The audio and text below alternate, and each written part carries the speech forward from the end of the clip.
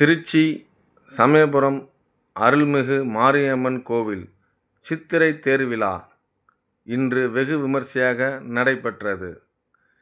இச்சித்திரை தேரோட்டத்தில் லட்சக்கணக்கான பக்தர்கள் ஓம் சக்தி பராசக்தி, ஓம் சக்தி மகாசக்தி என பக்தி கோஷத்தோடு தேரை வடம்பிடித்து இழுத்தனர்.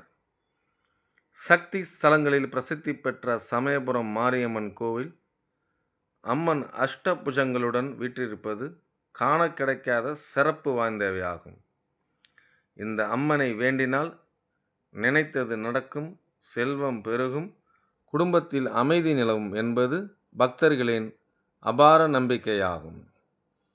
உலக நன்மைக்காகவும் தன்னை தரிசிக்க வரும் பக்தர்கள் நோய் நொடியின்றி வாழவும், குடும்பம் செழிக்கவும் மாசி மாதத்தில் நடைபெறும் பூச்செறிதல் விழா காலங்களில் மரபு மாறி தன்னைத்தானே வரித்து கொண்டு பக்தர்களுக்காக தொடர்ந்து 28 நாட்கள் அம்மனே பச்சை பட்டினி விரதம் இருப்பது இக்கோயிலின் தனி சிறப்பாகும்.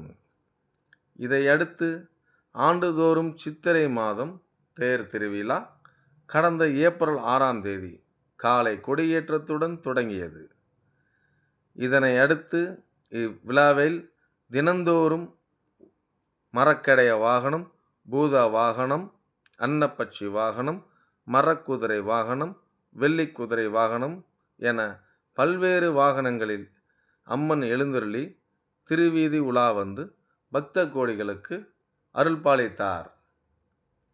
மேலும் தமிழகம் எங்கும் வரக்கூடிய லட்சக்கணக்கான பக்தர்கள் இன்று சாரையாக தங்களது நேர்த்தி கடனை கடும் வெயிலிலும் அக்னி செட்டி எடுத்து, தீர்த்த குடம் எடுத்து, பால் குடம் எடுத்து, அலகு குத்தி அம்மனுக்கு தங்களது நேர்த்தி கடனை செலுத்தினர்.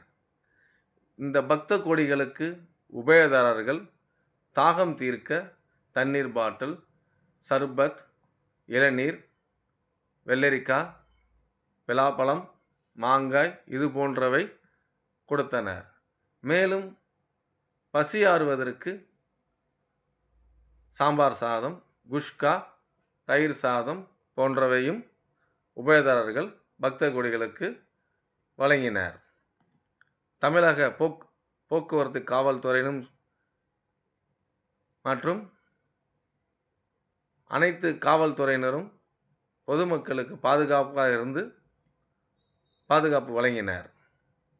இந்த வீடியோ உங்களுக்கு பிடித்திருந்தால் இந்த சேனலை சப்ஸ்கிரைப் செய்து ஆதரவு தரும்படி கேட்டுக்கொள்கிறேன்.